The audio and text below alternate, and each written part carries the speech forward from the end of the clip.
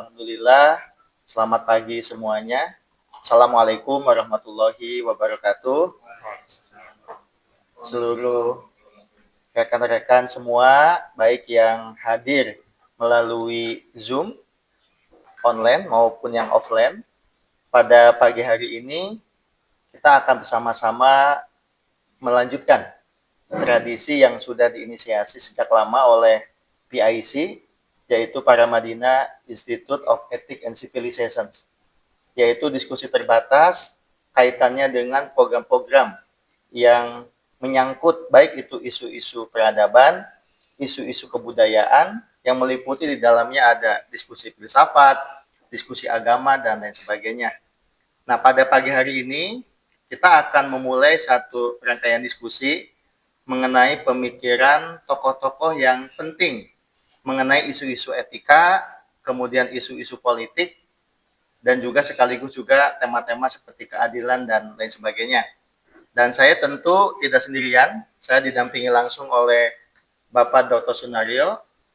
Beliau adalah dosen di Prodi Falsafah dan Agama Universitas Paramadina. Sekaligus juga beliau adalah peneliti di PIC, Paramadina Institute of Ethics and Civilization. Dan kalau kita membaca banyak karya-karyanya, Bapak Sunario ini memang sejak lama sangat mendalami tema-tema seputar keadilan. Maka kalau kita ada yang sedang mungkin membutuhkan referensi tentang keadilan, khususnya dalam perspektif filsafat barat, Bapak Sunario ini bisa menjadi salah seorang rujukan lah di dalam memahami mengenai keadilan dalam tradisi filsafat barat.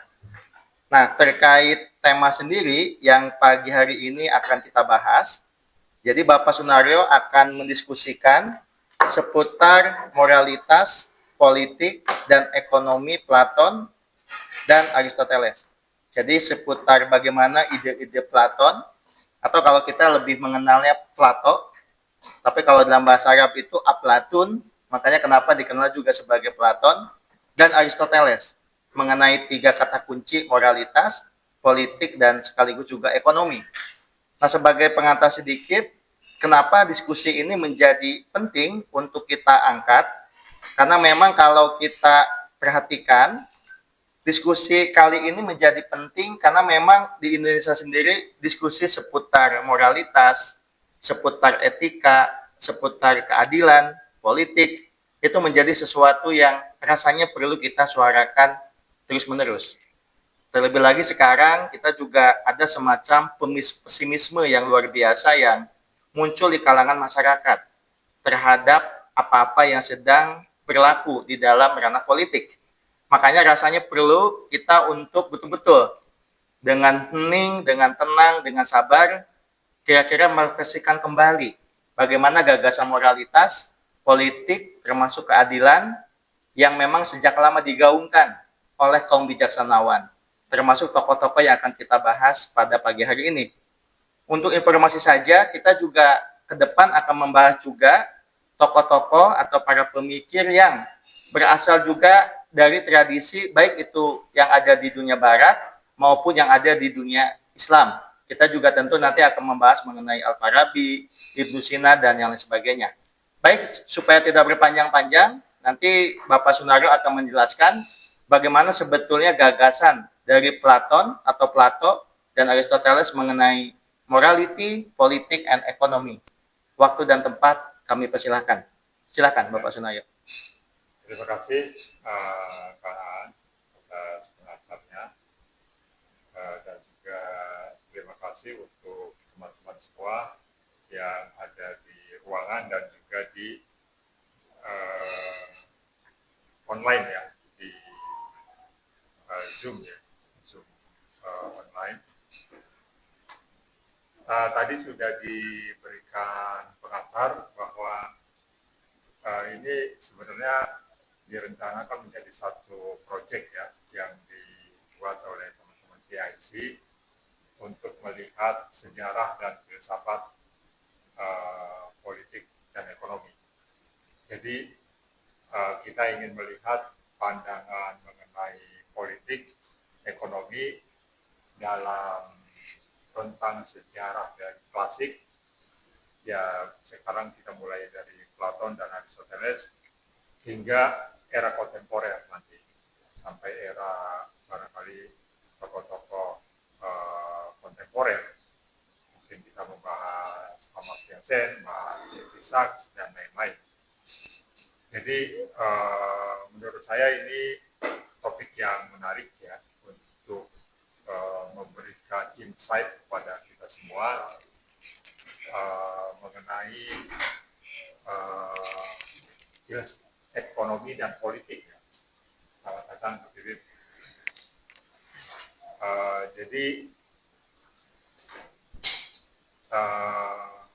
tentu saja mungkin kita tidak bisa berekspektasi bahwa apa yang kita sebut politik dan ekonomi dalam rentang sejarah yang lampau itu sama seperti yang kita lihat sekarang gitu ya, tentang politik dan ekonomi. Persepsi dari tokoh-tokoh yang kita bahas barangkali berbeda, dan itu yang mungkin perlu kita sesuaikan pemahaman kita mengenai politik dan ekonomi, meskipun tentu saja konsep itu selalu berubah dalam rentang sejarah. Jadi itu merupakan satu keniscayaan yang kita alami ya, yang kita hidupi di era sekarang. Nah, yang mungkin kita akan lihat ini dua tokoh tadi sudah disebut oleh Kang, ada Platon. Kadang mungkin dalam keseharian kita di Indonesia sering menyebut Plato ya. Mungkin dalam transliterasi bahasa Inggris itu disebutnya Plato ya. Literatur kita di masa awal mulai dari Bung Hatta itu nulis juga Plato ya, karena mungkin dalam provinsi Eropa mereka menyebutnya Plato. Tapi di dalam provinsi yang terakhir ya, paling tidak saya merujuk pada satu kolega di STF, ya dia ahli klasik, Romo Setio Wibowo, dia sering menyebutnya Platon. Dan menurut saya itu lebih pas ya dengan penyebutan dalam bahasa Arab. Kita dalam bahasa Arab menyebut Plato itu Aplatun ya, jadi mungkin kita mulai biasakan Platon gitu. Ekonomi atau pertukaran itu bukan sesuatu yang menjadi tujuan pada dirinya gitu ya. Jadi itu sesuatu yang sebenarnya kita arahkan untuk yang lebih besar, yaitu realisasi dari hal yang baik gitu ya. Nah, ini masalah konsep nilai yang baik nanti akan dijelaskan oleh Platon sebagai sumber kebahagiaan atau eudaimonia. Jadi di dalam tradisi klasik yang disebut etik, yang disebut the good atau yang baik itu adalah eudaimonia. Eudaimonia itu kita sering terjemahkan dalam bahasa Inggris itu happiness atau well-being. Jadi satu kondisi yang membuat kita itu bahagia, membuat kita itu berasa dalam kondisi yang baik gitu ya. Itu kondisi yang ideal. Tapi apa yang membuat orang bahagia? Nah, itu barangkali nanti Platon akan menjelaskan dalam konteks kesejatian ya, realitas sejati. Jadi ini jadi dalam Republik hal yang pertama didiskusikan itu adalah tentang keadilan. Dan keadilan itu, nah ini juga hal yang penting dalam filsafat klasik, itu ada konsep mengenai arete atau virtue. Itu keutamaan. Jadi kalau ditanya keadilan itu apa? Keadilan itu adalah keutamaan. Artinya seorang filosof itu adalah orang yang berkeutamaan. Kenapa? Karena dia mengetahui apa yang seharusnya dia ketahui. Apa yang seharusnya dia ketahui? Ya, realitas sejati. Di dalam Republik itu dijelaskan kisah yang terkenal tentang manusia goa ya. Jadi manusia goa itu sebenarnya refleksi dari kehidupan kita di dunia. Orang melihat di satu sisi yaitu dinding gua gitu. Jadi semua hal yang kita lihat itu hanya dinding gua karena kepala kita, tangan kita, badan kita semua dirantai dan kita hanya melihat dinding gua gitu ya. Dan di dalam dinding gua itu kita melihat segala sesuatu, pohon, burung, kucing, kuda dan lain-lain itu kita lihat di dalam dinding gua. Sampai pada satu titik ada satu orang yang ada dalam gua itu bisa lepas rantai dan dia keluar, ternyata dia lihat yang selama ini dia lihat di dinding gua itu bayangan gitu ya. Jadi bayangan dari luar yang asli. Tapi ketika dia sampaikan kepada orang yang ada dalam dinding gua itu, si orang-orang yang ada dalam dinding gua mengatakan bahwa kamu bilang yang asli itu adalah ini gitu, yang ada dalam dinding gua. Sebenarnya itu refleksi dari seorang filsuf yang sudah mengetahui realitas, tapi ketika realitasnya sejati itu disampaikan kepada publik, kepada orang-orang yang ada di dunia, seringkali filsuf itu dianggap gila gitu. Tapi itulah seorang filsuf yang mengetahui realitas sejati gitu. Jadi itu adalah satu keutamaan gitu ya, satu keutamaan pada diri seorang filsuf, bahwa dia itu punya kapasitas, punya pengetahuan mengenai hal yang sejati. Di sini dijelaskan secara umum keutamaan lebih dipahami sebagai kualitas yang membuat sesuatu bisa sesuai dengan fungsinya dalam arti yang baik. Gitu ya. Jadi di dalam masyarakat itu ada struktur sesuai fungsinya. Gitu. Filsuf itu orang yang mengerti realitas sejati dan seharusnya dia menjadi seorang pemimpin.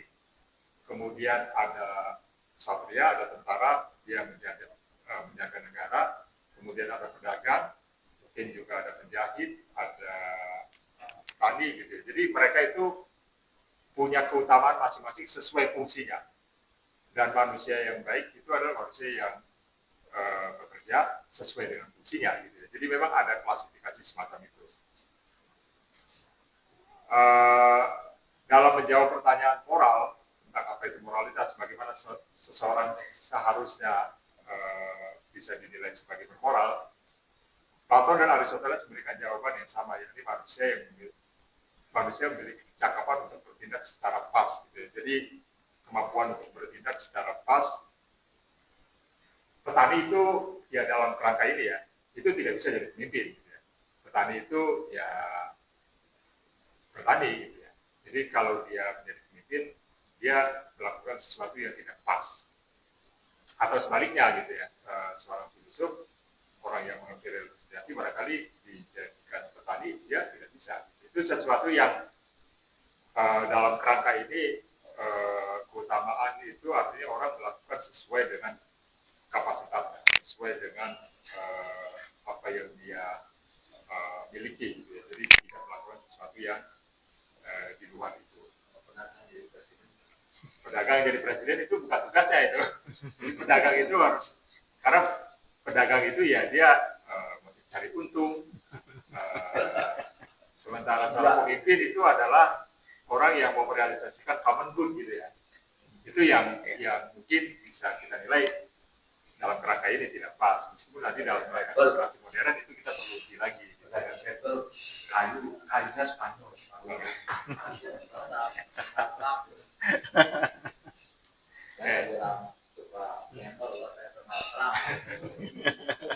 Sama aja itu. Nah itu keutamaan itu terkait dengan keadilan. Jadi keadilan itu artinya orang melakukan sesuatu sesuai dengan kapasitasnya gitu ya. Kalau di sini orang yang nggak bisa mengendarai kuda disuruh naik kuda, ya berbahaya gitu. Jadi dalam kutipan di sini, justice is doing one's own work. Jadi orang itu melakukan sesuatu yang menjadi miliknya itu adil.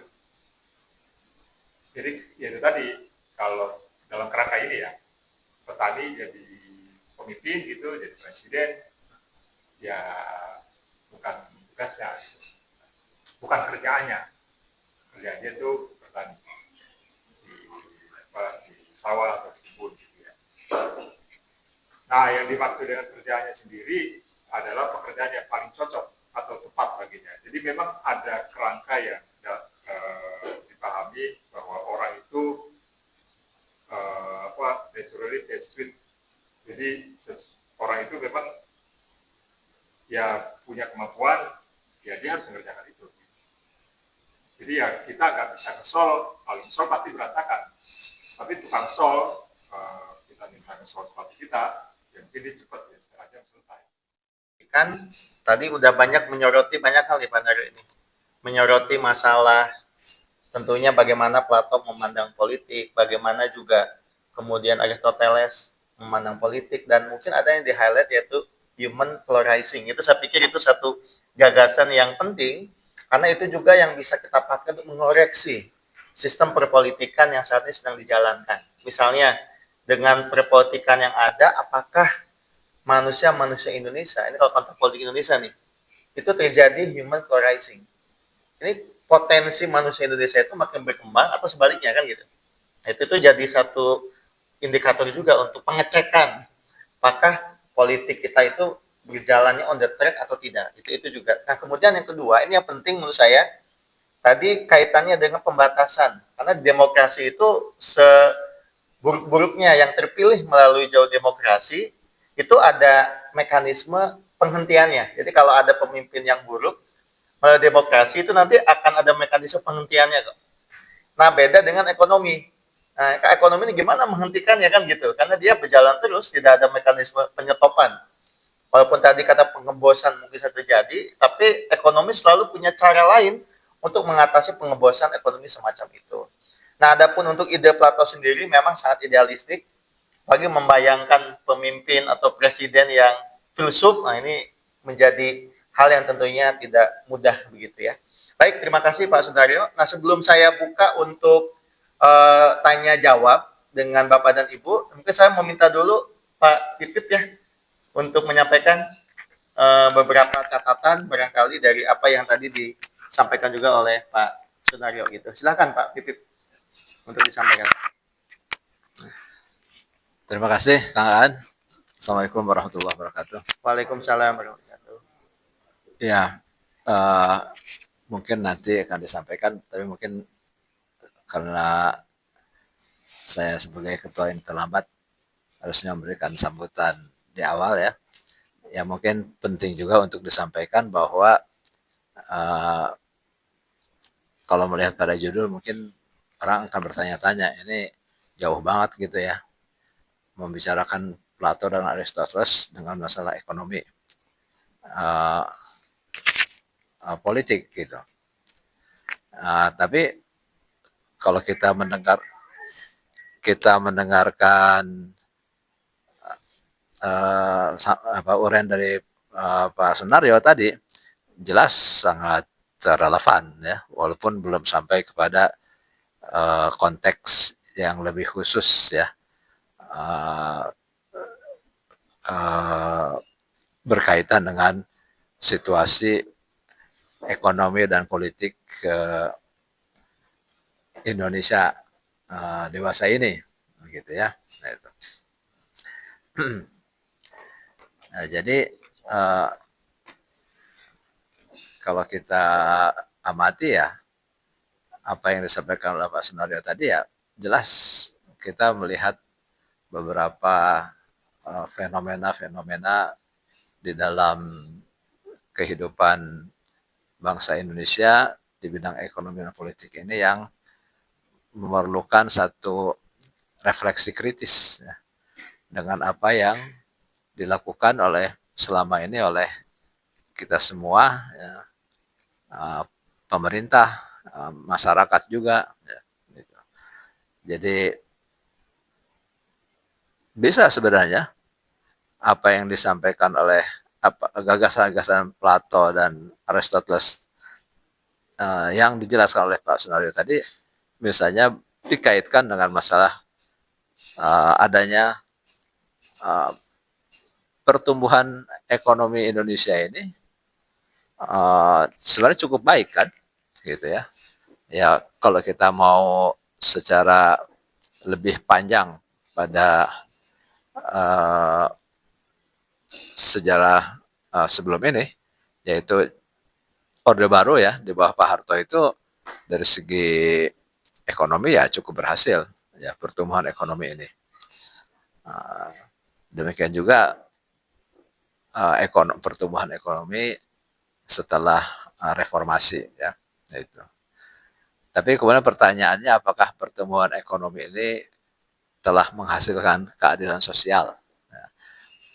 Keadaan sosial itu kalau kita lihat dari orang Pak Sunario tadi jelas tadi apa yang diinginkan oleh dicita-citakan atau nilai yang ditekankan oleh baik Plato dan Aristoteles adalah soal moral dan keadilan sosial. Nah, gitu. Jadi tidak bisa di dalam konsep Aristoteles misalnya orang mencari kekayaan semau-maunya gitu ya demi untuk sekedar meningkatkan mengakumulasikan kekayaan sedemikian rupa sehingga mengabaikan prinsip-prinsip keadilan, prinsip-prinsip keseimbangan, ya gitu. Nah jadi oleh karena itu tidak dari segi pandangan Aristoteles tidak sesuai kalau misalnya terjadinya oligarki ekonomi, nah, terjadinya akumulasi kekayaan di segelintir orang, ya. Terus terjadinya kesenjangan, ya. Konsentrasi kepemilikan sumber daya pada kelompok elit, ya. Hubungan erat antara kekuasaan politik dan oligarki bisnis itu persis seperti yang ya itulah yang terjadi sekarang, ya. Dan politik kita ini berbiaya tinggi sekali sekarang ini untuk menjadi anggota DPR, menjadi pimpinan berbagai lembaga penegakan hukum, itu ada biayanya gitu ya. Untuk bisa mengeluarkan anggaran misalnya untuk pengganti tanah rakyat yang belum dibayar itu memerlukan persetujuan dari Banggar, begitu kan? Nah ini ada biayanya, gitu. Yang itu harus dibayar sebelum keluar, gitu ya. 50% dari biaya yang itu.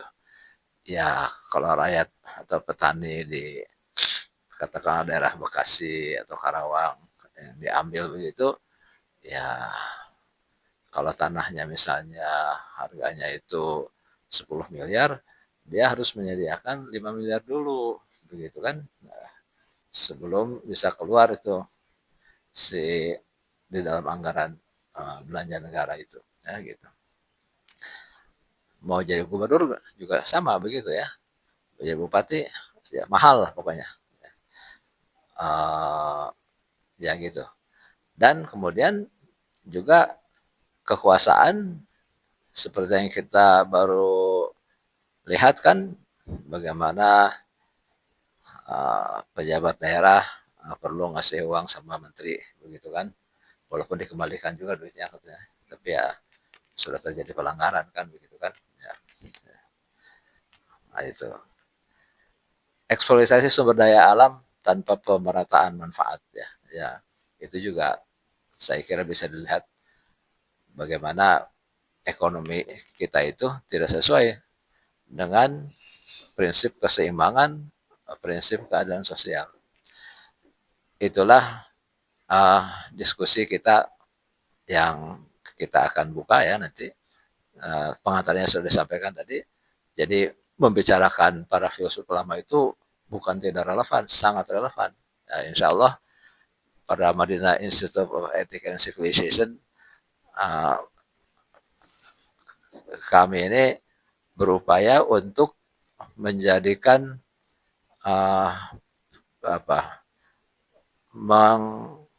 mendorong ya agar kehidupan bangsa kita ini dari ekonomi, politik dan sebagainya didasarkan pada nilai-nilai etika ya, sesuai dengan prinsip, sesuai dengan Undang-Undang Dasar 45, sesuai dengan Pancasila ya, dan juga yang kita uh, inginkan adalah kita menggali nilai-nilai gagasan-gagasan dalam peradaban dunia ini ya gitu. Nah, itu jadi untuk kebaikan bersama ya. Jadi dalam diskusi-diskusi selanjutnya kita akan tetap konsisten ya. Dan satu lagi, ini pun merupakan bagian daripada concern kami, ya, concern kita semua sebagai akademisi. Ya memang kalau kita saksikan banyak kritik ya terhadap akademisi ini, dianggap tidak berani mengeluarkan kritik ya terhadap kondisi-kondisi politik dan ekonomi atau ke seluruh aspek kehidupan bangsa kita sekarang ini. Yang berani mengatakan itu ya LSM, walaupun LSM itu sudah dilemahkan gitu ya. Mahasiswa berani ya. Akademisi mana nih? Ya tentunya akademisi harus melakukan itu sesuai dengan posisinya, ya, statusnya sebagai akademisi. Ya, yang bisa kita lakukan sesuai dengan kemampuan kita. Nah, kira-kira PIC ini seperti itu, ya, sesuai dengan kemampuan dan posisi kita sehingga terjadi semacam pembagian tugas dan fungsi. Ya. Nanti mudah-mudahan para politisi bisa bukan terpesona kali ya, terdorong ya dengan lemparan gagasan-gagasan ini untuk mengembalikan politik sesuai dengan fungsinya, yaitu untuk kebaikan ya disebutkan tadi sebagai kehidupan yang baik gitu, sesuai dengan apa yang disampaikan tadi oleh Pak Sunaryo ya, gagasan politik dan ekonomi menurut Aristoteles dan Platon ya, mewujudkan keadilan ya. Baiklah, saya kira itu, dan insya Allah dalam bulan ini kita akan ada diskusi satu lagi ya akhir bulan, dan kemudian juga bulan depan juga kita akan ada diskusi lagi. Mudah-mudahan bisa berlangsung dan partisipasi dari semua pihak. Mudah-mudahan juga ini para wartawan bisa ikut menyebarkan, melaporkan ya diskusi ini sehingga bermanfaat bagi lebih banyak lagi masyarakat Indonesia. Saya kira itu aja. Terima kasih. Assalamualaikum warahmatullahi wabarakatuh. Diskusi ini, dan bagi Bapak dan Ibu sekalian, diskusi yang dilaksanakan oleh PIC ini tentu ini bukan hanya diskusi di ruang kecil yang sunyi senyap, tetapi memang salah satu tujuannya adalah kita yang menghadirkan gagasan-gagasan brilian dari para pemikir dunia mengenai politik, etika, keadilan di sana di dalamnya, supaya kita itu selalu ada kira-kira rujukan lah ketika kita mengelola, termasuk mengelola kebangsaan kita ini. Terima kasih Pak Bipip sudah memberikan satu highlight yang luar biasa. Nah, untuk info saja, kita juga di akhir bulan ini, insya Allah kita akan mengadakan juga diskusi publik, yang mana kita menyebutnya CAP, Kajian Etika dan Peradaban. Nanti untuk waktunya akan kami umumkan kemudian, begitu. Nah, untuk diskusi terbatas ini sendiri, kita akan mengadakan lagi nanti di awal bulan Agustus, ya begitu. Jadi 1 bulan 1 kali diskusi terbatas, 1 kali kita diskusi publik, begitu. Baik, untuk sesi selanjutnya kita masih ada waktu kurang lebih 32 menit untuk nanti kita bertanya jawab, kayak begitu. Nah, untuk penanya pertama ini saya buka dulu bagi yang offline dulu, setelah itu yang online ya. Nanti Ibu Bapak yang online juga mohon dipersiapkan jika ada pertanyaan. Kita mulai yang offline dulu ya. Silakan Ibu. Langsung aja ya, agak kencang aja suaranya.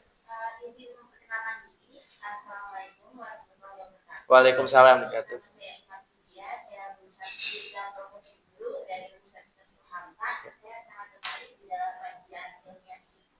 Tadi Bapak sempat menyinggung tentang sudut pandang Aristoteles, Plato, bahkan mengenai tentang penyimpangan politik dan ekonomi yang tentunya itu menjadi sebuah landasan utama saya dalam prinsip saya Plato itu kan menempatkan moralitas sebagai fondasi politik ya Pak.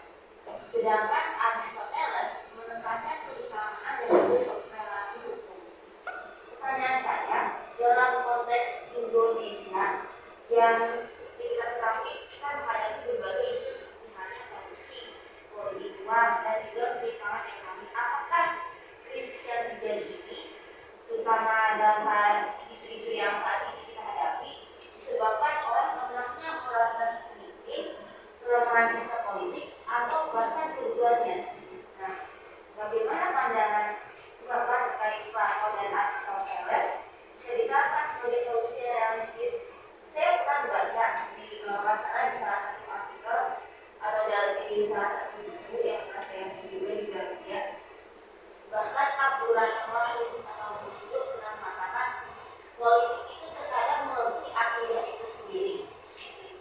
Tapi di sisi lain, beliau menyampaikan kemanusiaan itu seharusnya semestinya di atas politik. Nah, bagaimana sih realitasnya dalam kehidupan kita yang sekiranya berbangsa dan bernegara saat seperti ini? Terima kasih. Baik, terima kasih. Ibu pertanyaannya sangat clear ya, sangat jelas. Nanti Pak Sunario mungkin bisa menanggapi. Kita kumpulkan dulu ya. Dari Bapak Ibu yang online, apakah ada pertanyaan? Boleh offline dan online, silakan. Ini ada beberapa alhamdulillah yang hadir juga. Oke, nanti sambil menunggu ya. Jika nanti ada mau bertanya juga boleh langsung untuk bertanya. Kita akan mendengarkan dulu jawaban dari Pak Sunario terkait pertanyaan pertama tadi. Silakan. Ya, terima kasih.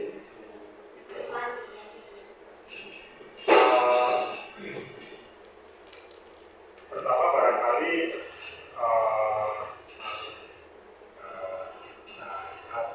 supaya kita juga tidak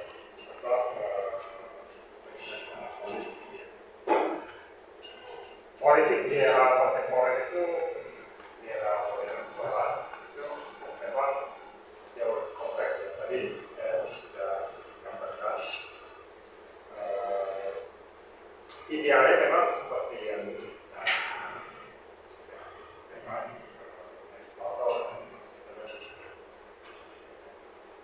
sebagai sebuah panduan etis menurut saya itu sangat penting bahwa jika tidak politik misalnya itu adalah hubungan politik ya. Tapi kalau dalam kita konstitusi misalnya peradilan pengaturan masyarakat itu kalau disebut